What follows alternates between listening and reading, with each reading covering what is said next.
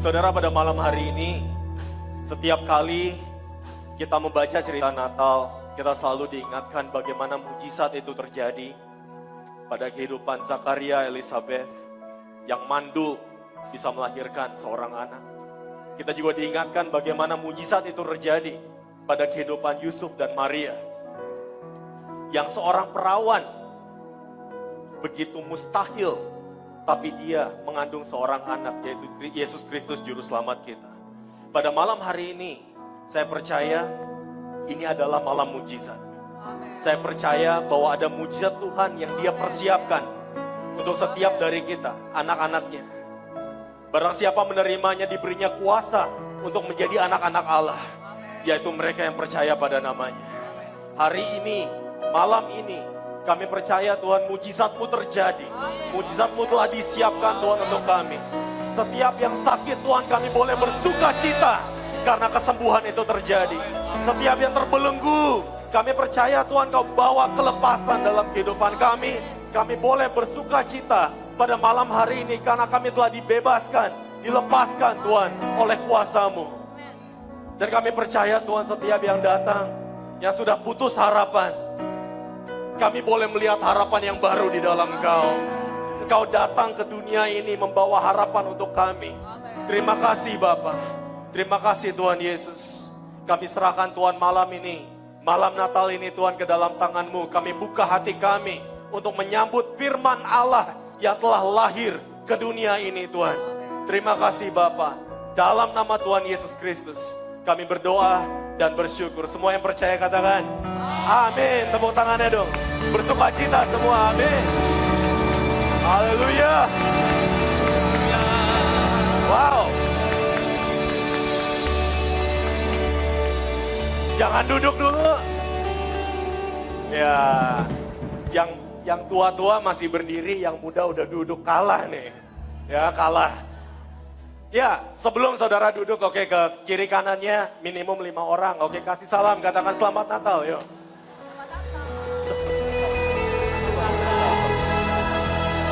Selamat Natal. Terima kasih. Terima kasih. Amin, amin, amin. Amin, saudara masih bersuka cita, amin. Amin, silakan duduk, yuk. Haleluya. Wow, saya yakin gereja ini sudah menyiapkan begitu banyak acara untuk malam Natal ini, jadi saya nggak lama-lama hari ini. Amin. Saudara, saya sangat bersuka cita sekali karena saya nggak tahu kapan terakhir saya merayakan Natal bersama-sama dengan keluarga saya di Cibinong, GPPK CBN. Ya, keluarga jasmani saya, keluarga rohani saya, semua ada di sini. Bagi banyak yang belum tahu, mungkin ada saudara-saudari yang baru di tempat ini. Bagi yang nggak tahu, saya Bernard, saya lahir baru di tempat ini. Ya, di gereja ini. Dan saya percaya bahwa sampai hari ini, Tuhan masih memakai gereja ini untuk memenangkan jiwa-jiwa. Amin. Amin. Makanya kalau bicara mujizat, saudara, saya senang bicara kesembuhan, saya senang bicara kelepasan. Tapi saya yakin mujizat yang terbesar adalah saat orang berdosa dilepaskan dari belenggu dosa dan menerima keselamatan. Itu mujizat terbesar, saudara. Dan saya percaya malam ini malam mujizat, amin. Makanya kita bersuka cita di malam Natal ini, amin. Hari ini, saudara, saya mau bawakan dari Yohanes pasalnya yang pertama, ayatnya yang ke-16 dan 17. Dikatakan seperti ini, karena dari kepenuhannya kita semua telah menerima kasih karunia demi kasih karunia. Sebab hukum Taurat diberikan oleh Musa, tetapi kasih karunia dan kebenaran datang oleh Yesus Kristus. Saudara lihat di sana bagaimana Alkitab mengkontraskan antara hukum Taurat dengan apa yang dibawa Yesus, yaitu kasih karunia dan kebenaran. Saudara, sebab hukum Taurat diberikan oleh Musa, tetapi kasih karunia dan kebenaran datang oleh Yesus Kristus. Saudara, banyak dari kita, bahkan orang-orang Kristen sendiri, itu nggak ngerti konsep kasih karunia. Makanya tadi barusan Bapak Gembala ngomong, kasih karunia, anugerahmu, bukan karena perbuatan kita, bukan karena kebaikan kita, bukan karena seberapa hebatnya kita, maka kita diselamatkan. Bukan. Ya, semua karena kasih karunia. Karena kita tidak layak untuk terima semua itu, tapi Tuhan tetap berikan. Nah, itu namanya kasih karunia, saudara. Ya, hukum Taurat diberikan oleh Musa, tetapi kasih karunia dan kebenaran datang oleh Yesus Kristus. Banyak yang berkata, jadi apakah hukum Taurat itu kita udah nggak usah baca lagi? Apakah berarti sudah tidak berlaku lagi? Kalau kita baca tentang apa? Tentang 10 perintah Allah misalnya. Kemudian kita katakan, apakah berarti kita sudah nggak usah lakukan lagi? Ya kan? Jangan ada padamu Allah lain di hadapanku. Katanya, jangan sujud menyembah berhala. Jangan menyebut nama Tuhan Allahmu dengan sembarangan. Kuduskanlah hari Tuhan. Hormatilah ibu bapamu. Jangan membunuh, jangan berzina, jangan mencuri, jangan bersaksi dusta. Dan jangan mengingini milik sesamamu. Jadi apa? Kita nggak usah lakukan lagi semua. Saudara, ini yang menarik. Bahwa ketika Alkitab mengkontraskan antara hukum Taurat dengan apa yang dibawa Yesus, kasih karunia dan kebenaran, kita harus ngerti apa sih sebenarnya yang Tuhan mau tunjukkan hari ini. Saudara, Yesus sendiri katakan apa? Jangan berpikir aku datang untuk meniadakan hukum Taurat. Aku datang bukan untuk meniadakannya, tetapi untuk menggenapinya. Saudara, saya mau buka Roma 3 ayat 20. Ya, Roma 3 ayat 20. Kalau boleh dibuka versi bahasa Indonesia masa kini, ada gak? Ya, BIMK. Ya, dikatakan seperti ini, saudara. Sebab tidak seorang pun dimungkinkan berbaik dengan Allah oleh karena orang itu melakukan hal-hal yang terdapat dalam hukum agama. Sebaliknya, perhatikan baik-baik dalam bahasa Indonesia masa kini. Hukum itu cuma menunjukkan kepada manusia bahwa manusia berdosa. Saudara, dengan kata lain, hukum Taurat itu diberikan kepada kita supaya kita bisa ngaca dan kita melihat standar Tuhan itu seperti apa. Dan kita sadar sebagai manusia bahwa kita tidak bisa mencapai standar itu. Hukum Taurat diberikan supaya kita semua sadar bahwa apa? Kita semua butuh Tuhan. Kita semua nggak bisa menyelamatkan diri kita sendiri. Itu loh. Jadi hukum Taurat diberikan supaya kita sadar bahwa kita berdosa. Ayat 23, Roma 3 ayat 23 katakan karena semua orang telah berbuat dosa dan telah kehilangan kemuliaan Allah. 24 katakan, dan oleh kasih karunia, sekali lagi, telah dibenarkan dengan cuma-cuma karena penebusan dalam Kristus Yesus. Saudara, satu sisi Tuhan mau kita lihat seberapa jatuhnya kita, seberapa lemahnya kita, bahwa kita tidak bisa mencapai standar yang Tuhan tetapkan. Tapi satu sisi dia katakan, hey, ada harapan. Kenapa? Karena hari Natal, Yesus lahir untuk bawa kita semua kepada keselamatan. Itu loh yang Tuhan mau tunjukkan kepada kita, bahwa apa? Kita lihat harapan di dalam Yesus. Jadi saudara, malam ini, kenapa Natal menjadi momen yang begitu penting? Bukan karena barang-barang diskon, saya percaya. Ya, bukan karena acara yang meriah juga, tapi karena apa yang Yesus bawa, yaitu kasih karunia dan kebenaran. Karena Natal, kita bisa diselamatkan. Saudara, perhatikan baik-baik tadi ayatnya yang Yohanes 1:17. Yohanes 1:17 dikatakan bahwa apa? Sebab hukum Taurat diberikan oleh Musa, tetapi kasih karunia dan kebenaran datang oleh Yesus Kristus. Saudara, lihat baik-baik bahwa kasih karunia dan kebenaran selalu berjalan bersama-sama. Jadi kalau saudara katakan, wah, kasih karunia Tuhan melimpah, betul, tapi engkau juga harus hidup benar. Saudara lihat di sana, kasih karunia dan kebenaran berjalan bersama-sama. Yang menyelamatkan engkau adalah kasih karunia dan kebenaran. Yang menyembuhkan engkau dari sakit penyakitmu adalah kasih karunia dan kebenaran. Yang membebaskan engkau dari belenggu dosa adalah kasih karunia dan kebenaran. Mereka selalu berjalan bersama-sama. Saudara, kalau saudara mau bicara tentang hidup dalam kasih karunia, saudara juga harus bicara tentang hidup benar. Karena banyak di luar sana, mereka bicara tentang kasih karunia, kemudian mereka katakan jadi boleh ngapain aja. Bebas hidup dalam dosa. Saudara, konsepnya nggak seperti itu. Yang Yesus bawa itu kasih karunia dan kebenaran. Sekali lagi, hidup dalam kasih karunia. Saudara harus bicara tentang hidup benar. Kasih karunia diberikan kepada kita bukan untuk kita tetap tinggal di dalam dosa. Kasih karunia itu justru kuasa. Kuasa untuk kita dibebaskan dari belenggu dosa. Amin. Saudara, Natal menjadi momen yang sangat penting. Kenapa? Karena kita dimampukan untuk hidup benar di dalam Tuhan. Natal bukan hanya bicara tentang keselamatan yang kita terima, tapi juga tentang kehidupan baru yang Tuhan berikan. Ya, saudara, makanya Yohanes itu mulai narasi kitabnya itu dengan apa? Pada mulanya adalah firman. Firman itu bersama-sama dengan Allah dan firman itu adalah Allah. Ia pada mulanya bersama-sama dengan Allah. Segala sesuatu dijadikan oleh Dia, dan tanpa Dia tidak ada sesuatu pun yang jadi dari segala yang telah dijadikan. Di dalam Dia ada hidup, dan hidup itu adalah terang manusia. Terang itu bercahaya di dalam kegelapan, dan kegelapan tidak menguasainya. Saudara lihat baik-baik, bahwa apa? Yohanes mulai narasinya dengan bicara tentang terang yang datang. Dan saat terang itu bercahaya di dalam kegelapan, kegelapan tidak menguasainya. Saya nggak tahu kegelapan apa yang saudara punya dalam hatimu, tapi saudara, kegelapan itu harus dibawa kepada terang.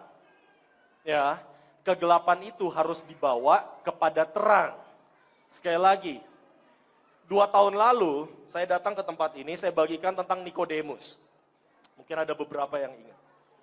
Yohanes katakan seperti ini, Nikodemus datang kepada Yesus, seorang pemuka agama Yahudi, dia datang malam-malam. Malam-malam bicara tentang kegelapan, ya, bukan bicara tentang waktu, tapi bicara tentang kondisi hati. Dia datang malam-malam kepada sang terang. Dan Yohanes mulai narasinya dengan apa? Saat terang itu datang, kegelapan tidak menguasainya.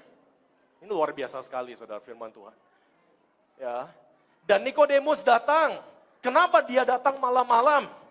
Karena dia takut. Dia adalah seorang Farisi, dia adalah seorang Sanhedrin. Dia adalah ketuanya, saudara. Guru dari segala guru. Luar biasa. Tapi dia datang kepada Yesus. Dia sembunyi karena dia takut ketahuan orang lain. Dia takut ketahuan Farisi yang lain, saudara. Tapi dia datang kepada terang. Saudara lihat bahwa apa? Narasi Yohanes itu mulai dengan bicara terang dan gelap. Kemudian diceritakan tentang Nikodemus dan Yesus. Saudara, guru besar Israel dengan segala macam edukasinya, gelar doktornya, ya. Makanya saya senang sekali, saudara, kalau datang ke GPPK, itu cuma ditulis Evangelis Bernard Ricardo. Di Indonesia ini, kalau ada pembicara tamu, saudara, itu gelarnya ditulis semua, saudara. Ya, STH, MTH, insinyur, doktor, apalah gitu. Saudara, kadang saya berpikir buat apa sih? Buat apa sih? Gitu. Kita semua sama di hadapan Tuhan.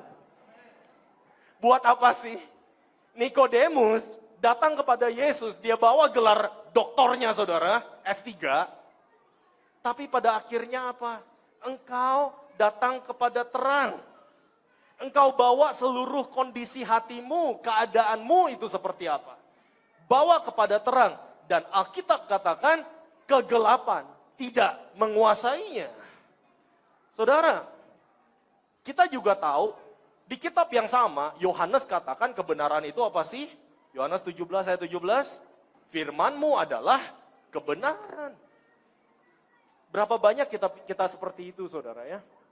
Kita pikir kita tahu semuanya, kita pikir kita tahu harus ngapain, Dari A sampai Z, cara melakukan sesuatu itu kita udah ngerti, kita udah punya planning terbaik, kita pikir kehidupan kita bisa atur.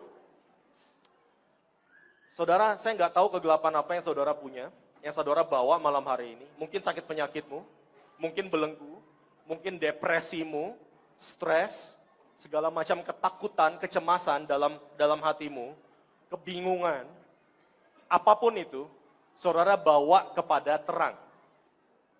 Natal, kita selalu bicara bahwa terang itu sudah datang. Bawa kepada terang. Saudara, 3 poin saya mau bagikan, cepat aja. Yang pertama, hidup benar adalah hidup transparan. Hidup benar adalah hidup transparan. Yesus sendiri katakan apa? Kota yang terletak di atas gunung tidak mungkin tersembunyi. Hidup benar adalah hidup yang transparan. Saya kasih tahu saudara, hidup benar itu bukan hidup sempurna. Sekali lagi, banyak dari kita, orang Kristen berpikir, hidup benar itu harus sempurna. Saya kasih tahu, itu mustahil. Ya, hidup benar itu bukan hidup sempurna, tapi hidup di dalam terang. Hidup transparan. Sekali lagi, Nikodemus datang malam-malam karena dia takut untuk ketahuan. Saudara baca nanti di Yohanes 3. Ya, dia datang malam-malam ngumpet-ngumpet datang kepada Yesus. Tapi Yesus katakan seperti ini, Yohanes 3 ayat 20. Dia katakan kepada Nikodemus, sebab barang siapa berbuat jahat, Yohanes 3:20, membenci terang dan tidak datang kepada terang itu. Supaya perbuatan-perbuatan yang jahat itu tidak nampak. Yesus ngomong ke Nikodemus, ayat 21, tetapi barang siapa melakukan yang benar, ia datang kepada terang. Supaya menjadi nyata bahwa perbuatan-perbuatannya dilakukan dalam Allah. Hidup benar itu hidup yang transparan, di dalam terang, nggak ada yang namanya double life. Ya, ingat semua nggak ada namanya double life. Apa itu? Mukanya di gereja sama di rumah beda. Ya kan? Kalau orang ngelihat ketemu di gereja, oh seperti itu. Nanti kalau di rumah, aduh, beda lagi. Kalau di depan bos, senyum, baik sekali saudara. Di depan istri, bengis. Ya, double life. Gitu kan, kita ganti mukanya gitu. Saudara, hidup benar adalah hidup yang transparan. Saudara, kalau orang kenal kita di gereja, di rumah, di tempat kerja, dimanapun, ya kita seperti itu. Cara ngomong kita ya seperti itu. Nggak usah diubah-ubah saudara. Ya, kalau naik ke atas mimbar, haleluya. Saudara, mari kita buka. Saudara, nggak usah berubah. Orang kenal saudara seperti itu, ya seperti itu. Itu hidupmu. Itu hidupmu di dalam Tuhan. Yang kedua, hidup benar adalah hidup yang mau diajar.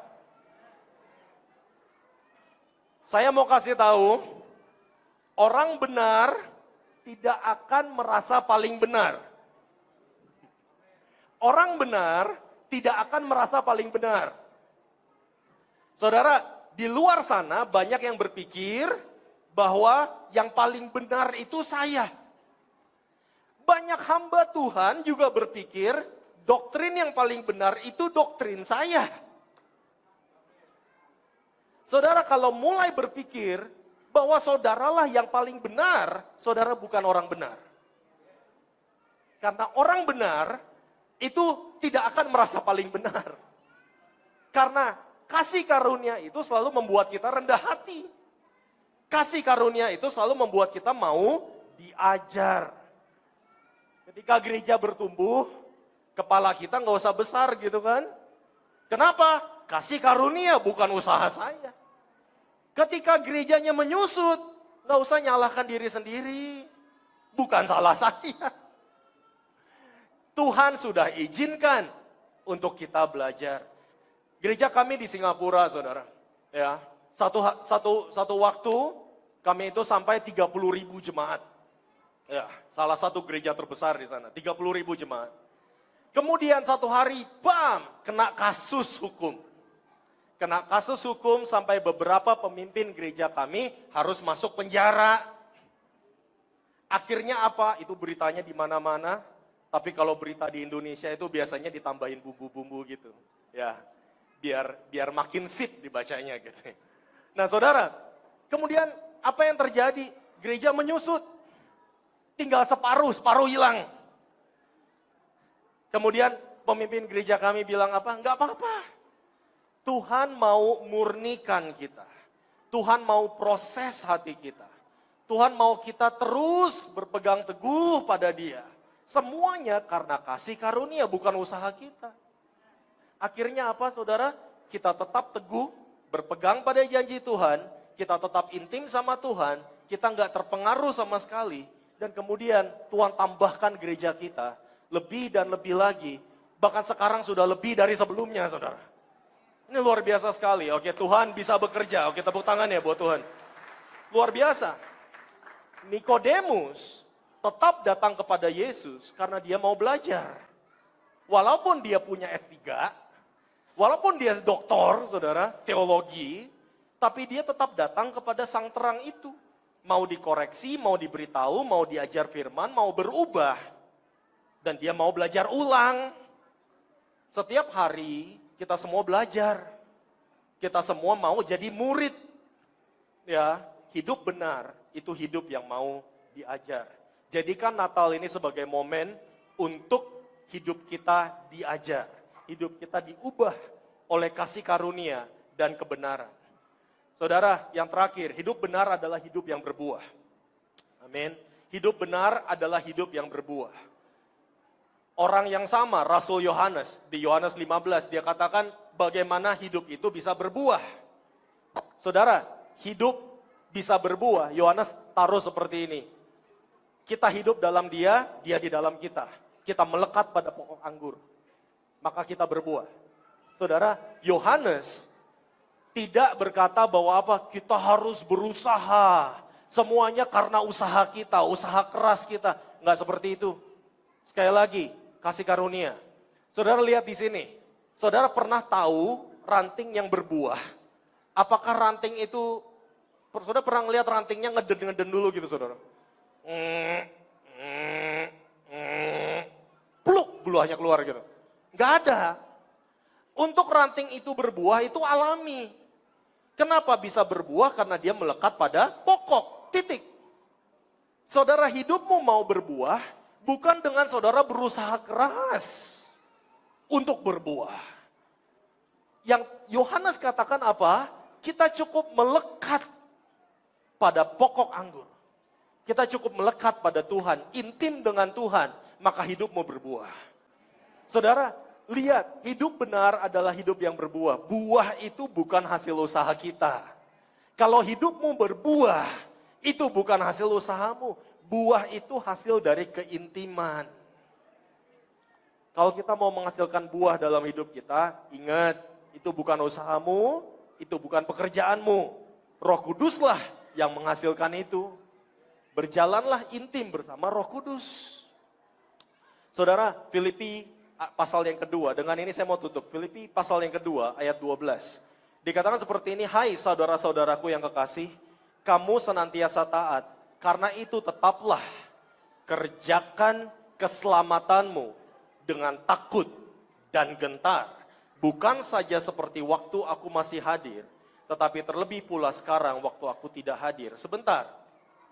Saudara kalau lihat ayat ini, mungkin agak bingung. Katanya tadi bukan usaha kita, bukan pekerjaan kita. Tapi Paulus katakan apa? Kerjakan keselamatanmu dengan takut dan gentar. Apa maksudnya? Saudara, kalau baca keseluruhan. Ya. Baca keseluruhan jadi saudara tahu konteksnya. Ayat selanjutnya, 13, katakan seperti ini. Karena Allah lah yang mengerjakan di dalam kamu baik kemauan maupun pekerjaan menurut kerelaannya. Saudara perhatikan baik-baik bahwa apa? Kerjakan keselamatanmu karena Allah lah yang mengerjakan di dalam kamu. Dalam bahasa Inggris, work out your salvation. Okay, with fear and tremble. Work out because God works in you. Work out Because God works in. Saudara, kerjakan itu keluar. Kenapa? Karena Tuhan yang sudah mengerjakan di dalam. Saudara mau katakan itu usahamu? Bukan. Saudara mau katakan itu pekerjaanmu, hasil usahamu, kerja kerasmu? Bukan. Itu pekerjaan Tuhan dalam hidupmu. Itu Roh Kudus yang mengerjakan di dalam kita. Zakaria 4 ayat 6. Aduh, saya suka banget ini ayat. Bukan karena kekuatan dan bukan karena kegagahan, melainkan karena Rohku, firman Tuhan semesta alam. Saudara, karena Tuhan yang sudah mengerjakan di dalam kita, makanya kita bisa kerjakan keselamatan itu keluar. Hari ini, saya mau katakan seperti ini. Tuhan mau kerjakan itu di dalam kita. Tapi saudara harus izinkan dia ada di dalam engkau. Kalau dia nggak ada di dalam engkau, maka dia nggak bisa lakukan apa-apa dalam hidupmu. Umur 15 tahun, saya duduk di baris kedua, saudara datang ke tempat ini. Saya melihat mujizat dengan mata saya. Dan saya katakan, Tuhan Yesus, saya baru tahu kalau Tuhan itu hidup, saya bilang. Saya angkat tangan, saya nangis, saya berlutut. Saya katakan, Tuhan, aku mau mengundang Engkau untuk masuk dalam hatiku sebagai Tuhan dan Juru Selamatku. Hari itu, saya lahir baru. Dan saya nggak pernah nyesel ngambil keputusan itu. 15 tahun. Saya nggak tahu anak-anak muda ini umur berapa. Ya. Tapi saya percaya, baik saudara tua, muda, datang dari latar belakang apapun, engkau perlu menerima Yesus untuk masuk ke dalam hatimu secara pribadi sebagai Tuhan dan Juru Selamatmu. Saudara, bukan karena keluargamu, bukan karena temanmu, bukan karena siapapun, tapi itu keputusanmu secara pribadi. Hari ini, saya minta semuanya untuk tutup mata kita, tundukkan kepala kita. Saya minta pemain musik untuk maju ke depan, bantu saya. Semuanya tutup mata kita, tundukkan kepala kita. Saudara, mujizat yang terbesar, itu sudah disiapkan, yaitu kehidupan yang kekal. Karena Natal, maka kita beroleh harapan, keselamatan di dalam Yesus Kristus. Sang terang itu sudah datang. Karena Natal, kita bisa diselamatkan dan itu bukan karena usaha kita, bukan karena jerih payah kita. Semua karena kasih karunia. Hari ini saya mau tanya, berapa banyak dari saudara yang belum pernah sama sekali mengundang Yesus untuk masuk ke dalam hatimu? Kalau itu doamu, dan saudara katakan, Tuhan, aku mau Engkau masuk dalam hatiku sebagai Tuhan dan Juru Selamatku. Aku mau menerima Engkau hari ini. Aku mau lahir baru. Kalau itu doamu, saya mau berdoa untuk saudara. Seperti yang saya doakan waktu saya umur 15 tahun, saya mau berdoa untuk saudara hari ini. Atau mungkin ada berapa banyak dari saudara yang saat ini, saudara sudah pernah menerima Tuhan. Tapi saudara terus menerus jatuh di dalam gaya hidup dosa, keterikatan, jauh dari Tuhan. Malam ini, saudara dengar firman Tuhan, hidup benar itu bukan kita berusaha untuk mencapai standarnya Tuhan. Karena itu mustahil. Hidup benar adalah respon kita terhadap kasih karunia Tuhan. Kasih karunia telah menyelamatkan kita. Dan kebenaran membentuk kita untuk menjadi serupa dengan Kristus. Dan keduanya, kasih karunia dan kebenaran datang melalui Yesus Kristus. Saudara, malam ini, hidup benar bukan soal kesempurnaan, tapi soal transformasi. Dari gelap ke terang, dari keras hati menjadi mau diajar, dari kekeringan menjadi berbuah. Dan malam ini Natal adalah momen harapan. Karena sekarang kita tahu kita bisa diselamatkan di dalam Yesus. Kita bisa dilepaskan dari belenggu sakit penyakit, dari belenggu dosa. Kita bisa dibentuk untuk menjadi serupa dengan Kristus. Kalau itu doamu hari ini, dan saudara katakan, Tuhan, aku mau datang kepadamu, Tuhan ubah hidupku, aku mau datang. Sekali lagi Tuhan, aku mau buka hatiku. mengundang Engkau untuk masuk, dan biarkan Roh Kudus-Mu bekerja di dalamku. So that I can work out my salvation because God works in me. Supaya aku bisa lakukan, kerjakan keselamatanku di luar. Karena Tuhan telah mengerjakannya di dalamku. Mungkin selama ini saudara mau coba untuk hidup benar dengan kekuatanmu sendiri. Dan saudara sampai capek. Saya mau katakan malam ini, berhenti berjuang sendirian. Biarkan kasih karunia itu bekerja di dalam engkau. Kalau itu doamu, saudara mau terima Yesus, saudara mau undang Yesus untuk masuk ke dalam hatimu sebagai Tuhan dan Juru Selamat. Saya akan hitung sampai 3. Angkat tanganmu tinggi-tinggi. Saya mau berdoa untuk saudara. Biarkan hari ini cuma mata saya dan mata Tuhan yang terbuka. Saudara tutup mata saudara. Tutup mata saudara, tundukkan kepalamu. 1. Jadikan ini momentum. 2. 3. Angkat tanganmu. Saya lihat tangan-tangan terangkat. Ada lagi. Ada lagi. Amin. Ada lagi saudara. Angkat tanganmu. Ada begitu banyak tangan-tangan yang terangkat. Ada lagi saudara. Tuhan masih menunggu hari ini. Kalau saudara mau lahir baru, menerima Yesus sebagai Tuhan dan Juru Selamat, angkat tanganmu.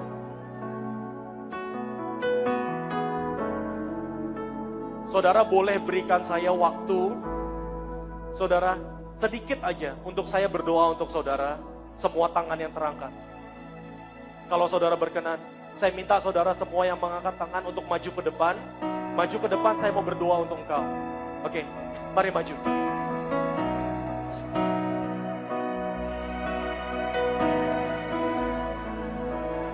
Silakan maju ke depan. Terima kasih.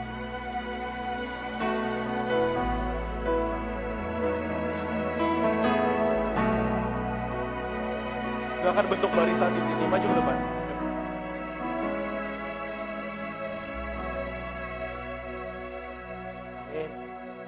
Amin. Amin.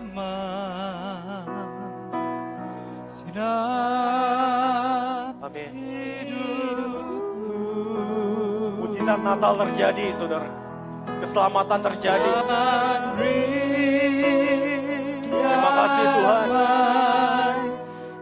Kami mau penuhi surga. Kami mau kosongkan neraka hari ini. Keselamatan terjadi di dalam nama Yesus.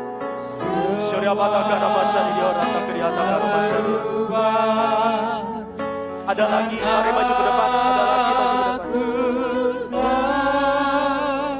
Yesus jamah ku jadi baru. Dia jamah. Amin. Ada lagi yang di belakang, maju ke depan. Kalau saudara mau terima Yesus sebagai Tuhan dan Juru Selamat, maju ke depan. Hidupku. Makasih Tuhan.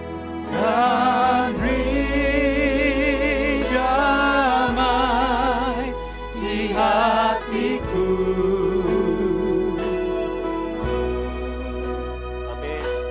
Semua berubah dan aku tahu Yesus jamah ku jadi baru. Mari semua jemaat yang di depan. Saya mau memimpin saudara untuk berdoa, untuk membuka hati, untuk mengundang Yesus masuk ke dalam hatimu sebagai Tuhan dan Juru Selamatmu secara pribadi. Jadikan momen ini, momen Natal ini, sebagai momentum yang baru untuk kasih karunia itu boleh bekerja di dalam engkau. Untuk kebenaran itu boleh memproses dan mengubahkan hidupmu. Firman Allah itu sudah datang ke dunia. Sang terang itu sudah datang ke dunia.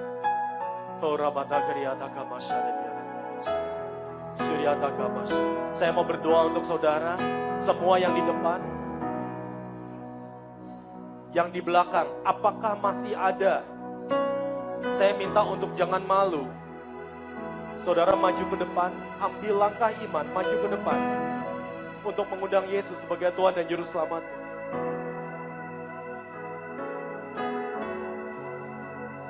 Amin, ini mujizat yang luar biasa saudara. Malam Natal ini dipenuhi oleh jiwa-jiwa yang datang menerima keselamatan.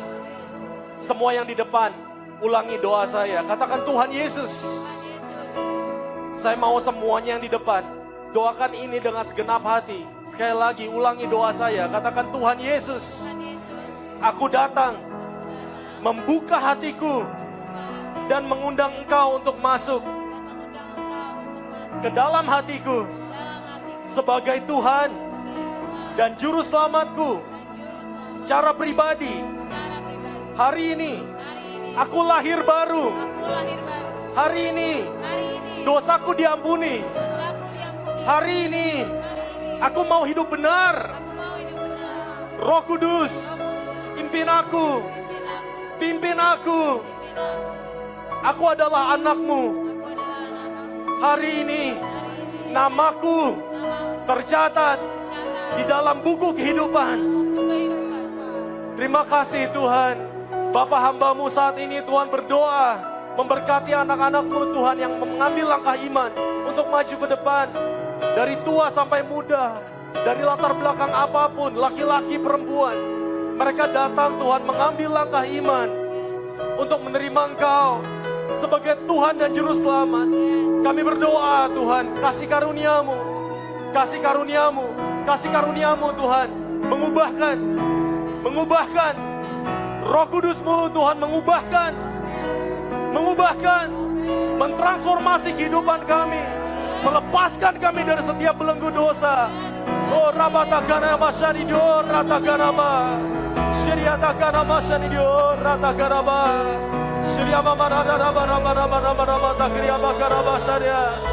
Terima kasih Bapa. Terima kasih Tuhan. Terima kasih Tuhan. Surya Bapa Takuria Mama Karabarabarabasaniyor Ratakarabasa. Surya Mama Takur Ratakanamasaniyar Rababakarabarabarabarabasani. Ratakanamasaniyar Ratakanamasaniyar Ratakarabasa. Sibra Baba Karabarabarabarabarabasaniyor Rababakar. Surya Mama Rabasaniyar Ratakanamasaniyar. Surya Baba Karabarabarabarabarabasani. Terima kasih Tuhan. Terima kasih Tuhan. Terima kasih Tuhan. Kami serahkan Tuhan semua anak-anak-Mu dalam tangan-Mu. Hanya di dalam nama Tuhan Yesus Kristus kami berdoa dan bersyukur. Semua percaya katakan amin. Tepuk tangannya dong buat semua yang maju ke depan. Luar biasa. Amin. Amin. Selamat, saudara sudah lahir baru hari ini. Saudara diselamatkan, amin. Amin, silakan kembali ke tempat duduk. Terima kasih.